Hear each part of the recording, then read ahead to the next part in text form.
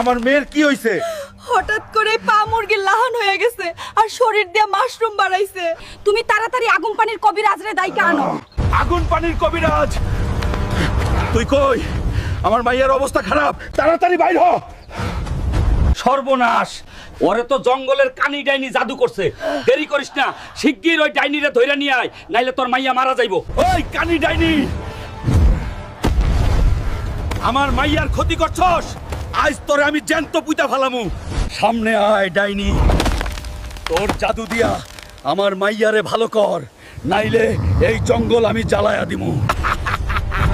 ওই সেমরিটা তাইলে তোর মাইয়া আছিল। ভালাই হইছে বাপ বেড়ি দুইটারেই এক লগে মারুম। এক লগে মারবি?